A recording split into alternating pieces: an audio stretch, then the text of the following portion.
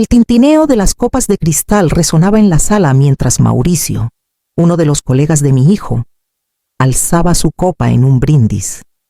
La mesa brillaba bajo las luces colgantes, cada detalle cuidadosamente elegido para reflejar el gusto de Alejandra por una perfección fría.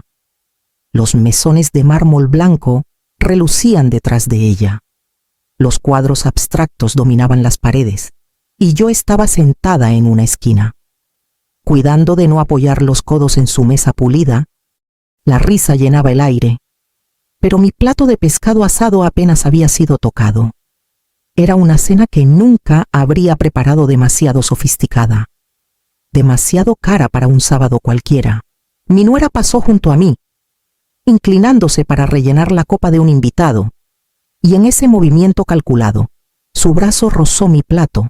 Lo vi, casi a cámara lenta, deslizarse, inclinarse y estrellarse contra el suelo de madera, el pescado y la salsa esparciéndose como una mancha de humillación. «¡Ay, no!», dijo con una sonrisa que no llegó a sus ojos. Luego, más fuerte, «Para que todos escucharan si quieres cena, lámela del suelo». El silencio cayó sobre la mesa. Un par de colegas de mi hijo se removieron en sus asientos. El rostro de Aldo se enrojeció, pero sus labios se sellaron. Como si el silencio pudiera borrar la crueldad, me apoyé en la mesa para estabilizarme. Las manos temblando solo un instante. Luego me levanté. Alicé la manga de mi abrigo. Ajusté el dobladillo y me acerqué lo suficiente para que su perfume me picara la nariz. «Lo sé todo», susurré. Por un momento, la sonrisa de Alejandra titubeó. Sus ojos se desviaron hacia mi teléfono, que ahora sostenía a mi lado. Incliné la pantalla apenas lo suficiente para que viera la grabación pausada su propia voz, granulada pero inconfundible, murmurando sobre poner la cabaña en venta una vez que consigamos su firma. El color se desvaneció de sus mejillas. Los invitados miraban confundidos, sin saber si esto era una riña familiar o parte del espectáculo. La mano de Aldo tembló como si quisiera intervenir, pero no se movió. Guardé el teléfono en mi bolsillo, tomé mi bolso y caminé hacia la puerta sin decir más. El murmullo de la conversación volvió a crecer detrás de mí, frágil e inquieto, pero seguí avanzando. Afuera. El aire nocturno me envolvió, fresco y salado con el leve aroma del puerto. Mis zapatos resonaron contra el sendero de piedra mientras me dirigía al coche. Cada paso firme, seguro. Había soportado sus burlas demasiado tiempo. Ahora me tocaba hablar. Y la primera página de mi carpeta roja estaba esperando. Conduciendo a casa desde esa cena, no encendí la radio. El silencio fue mi compañía, y en ese silencio, viejos fantasmas se removieron. Había pasado la mayor parte de mi vida poniendo orden donde no lo había, equilibrando cuentas que nunca cuadraban del todo, estirando centavos hasta que parecieran pesos. Durante 30 años fui contadora en la secundaria local, encargada de libros, recibos y registros de colegiaturas que otros encontraban tediosos, pero que para mí eran casi reconfortantes. Los números nunca mienten, aunque las personas sí. Cuando mi esposo, Benjamín, enfermó y falleció antes de los 50, fueron esos libros los que me mantuvieron en pie. Aldo era todavía adolescente entonces. Herido por el duelo y enojado con el mundo, tomé turnos extra, me privé de pequeños lujos y junté lo suficiente para que terminara la escuela técnica sin deudas. Mi recompensa fue verlo aceptar sus primeros trabajos, con los hombros erguidos por un orgullo que recordaba al de su padre. Nunca compré vajillas finas ni cruceros. En cambio, invertí en una pequeña cabaña de madera en Puerto Escondido. Para otros parecía modesta, pero para mí era seguridad. La primera noche que abrí su puerta, me prometí que nadie me la quitaría jamás. Años después, cumplí esa promesa al ponerla en un fideicomiso revocable, sellado con mi propia letra cuidadosa y firmas que resistirían cualquier tribunal. Aún así, los documentos no protegen contra la soledad. Cuando Aldo se casó con Alejandra, esperé calor, pero encontré distancia. Mi voz en su vida se volvió más débil, ahogada por los tonos más filosos de ella y sus planes implacables. Me convertí en una invitada en su casa, tolerada más que bienvenida. Por eso comencé la carpeta roja. Cada escritura, cada estado de cuenta, cada copia notariada fue a parar allí. Una vida de disciplina guardada tras un simple broche, descansando en el cajón cerrado de mi escritorio. No era solo un hábito, era mi defensa, mi escudo contra la sensación creciente de que un día alguien intentaría borrarme. Y no mucho después de esa cena, las primeras señales de manipulación comenzaron a aparecer. La primera advertencia llegó en algo tan pequeño como un sobre. Lo encontré en la mesa de mi pasillo, con el sello torpemente pegado, del tipo que solo parece correcto desde lejos.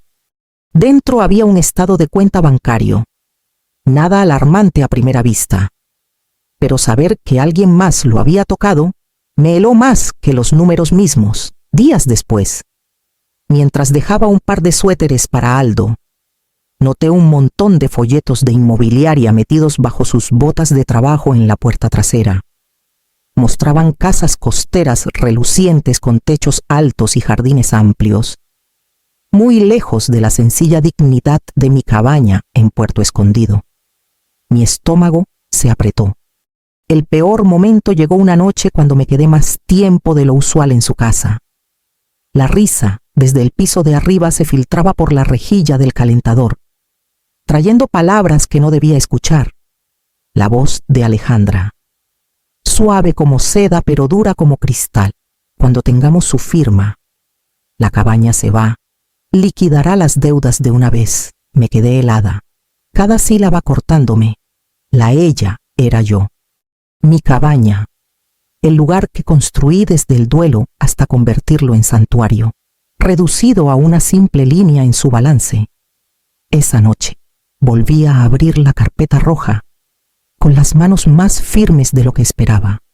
Entre las copias que guardaba, una destacó un documento de incorporación para algo llamado Torres y Vega Holdings. Mi nombre no estaba allí, pero el de Aldo sí, su cofirma trazada en la página con rasgos demasiado limpios, demasiado deliberados. La letra de mi hijo nunca había sido así. Cuando lo confronté a la mañana siguiente, sus ojos evitaron los míos. Estaba pálido, los hombros caídos, y el cansancio pesaba en él como un peso extra. Alejandra maneja todos los papeles, murmuró. Solo firmo cuando ella dice, pero incluso mientras hablaba, no me miró. Salí de su casa con el documento apretado en mi bolso, sabiendo la verdad. Aldo estaba atrapado, ya fuera por deudas, miedo o amor. Y si no actuaba pronto, la cabaña y todo lo que simbolizaba se perdería. A la mañana siguiente de descubrir la firma falsificada de Aldo, metí la carpeta roja en mi bolso y tomé el autobús al centro de la ciudad. Mis manos descansaban en el broche de cuero todo el trayecto, como si la carpeta pudiera saltar si no la sostenía. Tenía una cita con Esteban Arriaga, un abogado especializado en leyes de protección financiera para adultos mayores.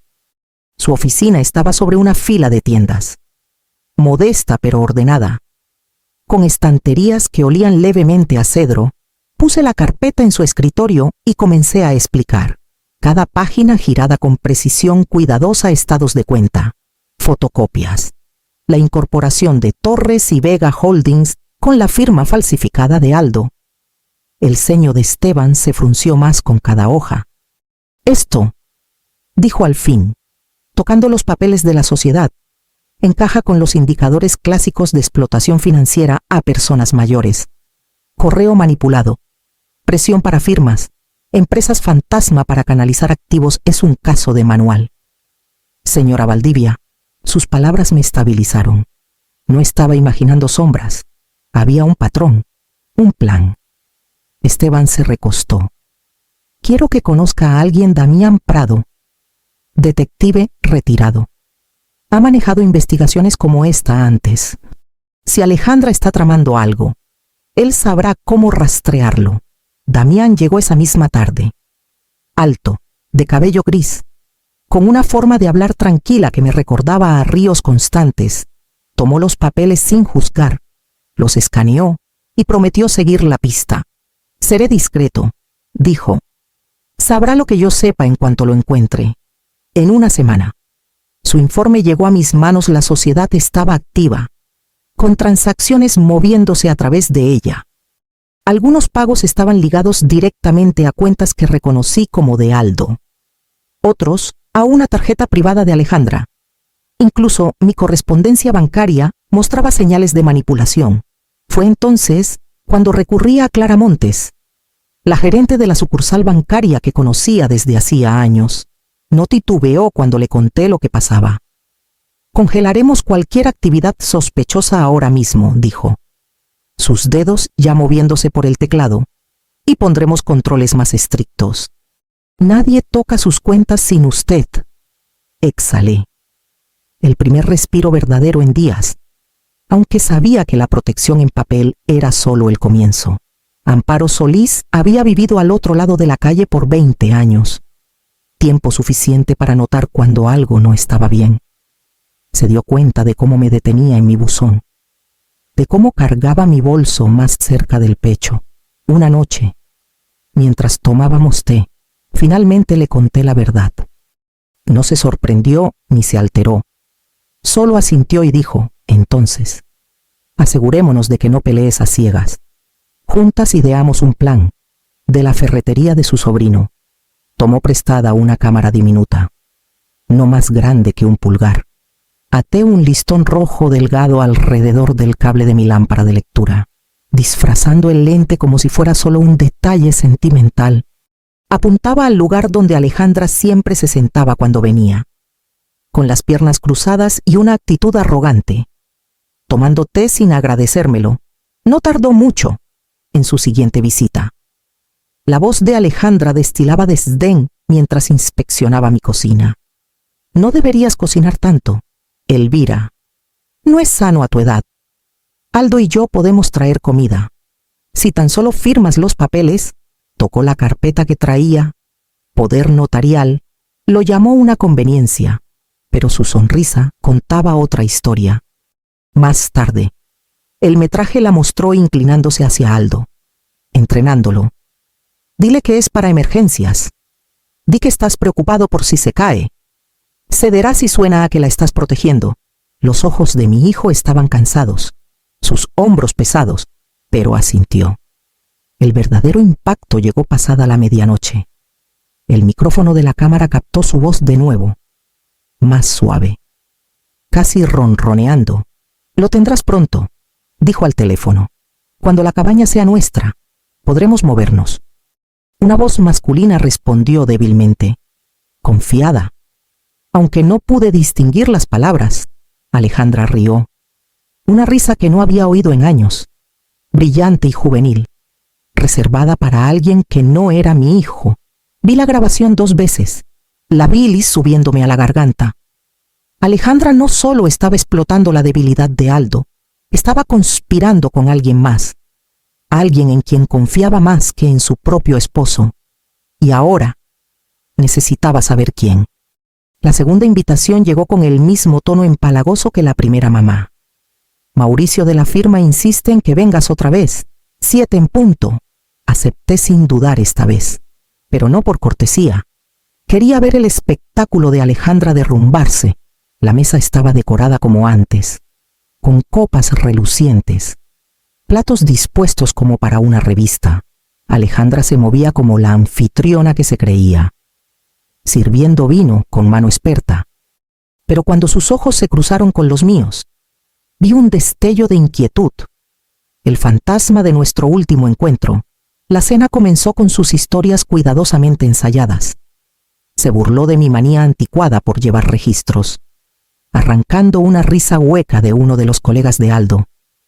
Luego, cuando sirvieron los postres, se inclinó hacia mí, con la voz melosa.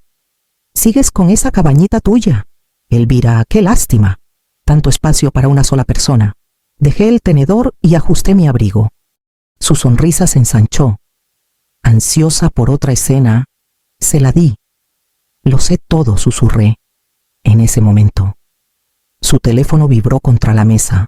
Miró hacia abajo, esperando algún mensaje de felicitación, pero su rostro palideció. Sabía lo que veía las alertas de Clara. Cuentas congeladas, transacciones denegadas. El silencio se extendió. Los tenedores se detuvieron. Aldo miró de ella a mí, la confusión tornándose en temor. Dejé que el momento respirara. Luego hablé suavemente, más para él que para ella. Tu esposa ha estado ocupada comprando más que comida. Jadeos recorrieron la mesa. Alejandra intentó recuperarse, los labios abriéndose en protesta, pero no salió sonido. Las manos de Aldo se apretaron alrededor de su copa, como si temiera que se rompiera. Me levanté, deslizando mi silla bajo la mesa con cuidado. Gracias por la comida, dije, y caminé hacia la puerta. Detrás de mí, el aire zumbaba con susurros nerviosos, pero nadie se atrevió a llamarme. El aire nocturno se sentía diferente esta vez, no salado, sino cargado. La máscara de Alejandra se había roto, y la dejé sangrando silencio frente a su público elegido. La mañana siguiente traería represalias. Estaba segura, y necesitaba estar lista. Al amanecer del día siguiente, la maquinaria ya estaba en marcha. Esteban llamó desde su oficina, su voz cortante pero firme. La petición está presentada. Cualquier intento de transferir propiedades o alterar su patrimonio sin su consentimiento está ahora congelado por una orden judicial. Hizo una pausa, como midiendo el peso de lo que acababa de decir. Está protegida por ahora, Elvira, pero esto no ha terminado. Clara llamó después, confirmando que había bloqueado mis cuentas. No hay retiro sin su firma. He marcado cada línea de crédito a su nombre. Si siquiera se acercan a sus ahorros, lo sabré. El alivio llegó como un sorbo de agua en una sequía, pero no apagó la sed más profunda por seguridad. A mediodía, Damián llegó a mi puerta con una carpeta delgada. Dentro estaba la línea de tiempo, fechas, recibos, grabaciones, todo entrelazado como una red. Cada cargo nocturno, cada pago sospechoso rastreado hasta Torres y Vega Holdings. Tocó la última página. Esto puede sostenerse en la corte, pero gente acorralada así no se queda callada. Esperé ruido. No esperé mucho. Esa noche, mi buzón traqueteó. Entre las facturas habituales había un sobre simple, sin marcar, sellado con pegamento barato. Dentro, en una sola hoja, letras mayúsculas se extendían en tinta negra gruesa. Quédate callada, vieja, o el fideicomiso no te salvará. Las palabras palpitaban en mis manos. Alejandra no era lo bastante astuta para ocultar su malicia de forma tan burda. Esto se sentía diferente, como si otro par de manos se hubiera unido a las suyas. El hombre del teléfono, tal vez fuera quien fuera. Querían que tuviera miedo. Doblé el papel con cuidado y lo metí en la carpeta roja. El miedo no tenía lugar en mi mesa de cocina, pero más tarde. Mientras preparaba té, me sorprendí mirando las ventanas, medio esperando una sombra. Un golpe en la puerta me hizo estremecer. Aldo estaba allí, demacrado e inquieto. Mamá, ¿qué estás haciendo? Alejandra dice que estás inventando historias, intentando separarnos. Su voz temblaba. Parte acusación, parte súplica. Abrí la carpeta y puse la firma falsificada junto a las transferencias bancarias. Su rostro se derrumbó mientras la verdad calaba. Presionó las manos contra sus sienes, susurrando, ¿qué ha hecho ella? Y supe entonces que la pelea apenas comenzaba. La sala de conferencias olía ligeramente a desinfectante y café molido. Me senté en un extremo de la mesa. Esteban a mi lado, la carpeta roja descansando entre nosotros como un arma silenciosa. Frente a mí, Alejandra ajustó su saco con la precisión de una actriz de teatro, su sonrisa afilada como cristal. Aldo estaba a su lado, con los hombros encorvados, los ojos vacíos. El mediador nos llamó al orden, explicando el propósito de la reunión, pero Alejandra lo interrumpió casi de inmediato. Esto es absurdo. Mi suegra ha sido engañada. Es mayor. Está confundida. No entiende lo que firma. No respondí. En cambio, saqué la USB roja de la carpeta y la deslicé por la mesa. Esteban la conectó al proyector. La pantalla cobró vida con el metraje de mi lámpara. Ahí estaba Alejandra, sentada en mi cocina. Su voz grabada con claridad nítida. Dile que es para emergencias. Di que estás preocupado por si se cae. Cederá si suena a que la estás protegiendo. Jadeos rompieron el silencio. La cabeza de Aldo giró hacia ella. Sus labios abriéndose como si hubiera recibido un golpe. El video continuó. Susurros de medianoche. Una voz masculina apagada a través del teléfono. Su risa. Juvenil. Conspiradora. Luego aparecieron los papeles documentos de la sociedad. Cofirmas falsificadas. Estados de cuenta ligados a cuentas conjuntas. Esteban puso cada documento plano sobre la mesa, uno por uno. Como cartas en un juego amañado finalmente revelado. Luz Marina, la trabajadora social. Se inclinó hacia adelante. Señora Valdivia, estos son indicadores claros de abuso a personas mayores y fraude financiero, combinado con el video. Esto constituye conspiración. Los tribunales no ven con buenos ojos patrones como este. La compostura de Alejandra se quebró. Esto está fuera de contexto, comenzó. Pero su voz tembló. La mirada de Aldo ya no vacilaba. La observaba como si la viera por primera vez. El mediador carraspeó. Y este hombre señaló la imagen borrosa de la llamada de medianoche. Esteban respondió. Un inversionista inmobiliario. Ya está retirando su involucramiento desde que esto salió a la luz. El color se desvaneció del rostro de Alejandra. Su aliado la había abandonado, dejándola expuesta. Intentó tomar el brazo de Aldo, pero él se apartó. Los ojos nublados por la traición, doblé las manos en mi regazo, firme al fin. Lo que se rompió no fue solo su máscara, sino la frágil red que había tejido alrededor de mi hijo. Y la elección ante él finalmente se hizo visible, semanas después. El mar volvió a ser mi compañero constante. La cabaña de Puerto Escondido, curtida por tormentas pero erguida con orgullo, me recibió de nuevo con su familiar aroma a cedro y el arrullo constante de las olas contra las rocas. Abrí todas las ventanas, dejando que el aire salado barriera el interior, llevándose los ecos de los susurros del juzgado y la vergüenza familiar. Fue aquí, en esta pequeña casa, donde comencé de nuevo. La biblioteca del pueblo me ofreció una sala los martes por la tarde, y la llamé el Círculo de Cuentas Claras. Un puñado de adultos mayores se reunía cada semana, cuadernos en mano, ansiosos por aprender a proteger sus cuentas, detectar firmas falsas y resguardar sus nombres de manos codiciosas. Les mostré cómo crear carpetas como la mía, rojas y ordenadas, sin dejar nada al azar. Lo que alguna vez fue mi armadura privada, se convirtió en un regalo que podía compartir. Aldo vino un domingo. No avisó.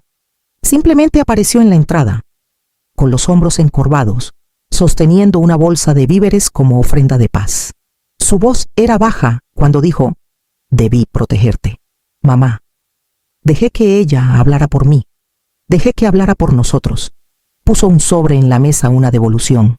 Un comienzo de reparación. No lo abrí. Escuché. Lo dejé hablar hasta que las palabras se agotaron. Pero el perdón no es una firma en un cheque, es un viaje. Y aún no estaba lista para recorrerlo.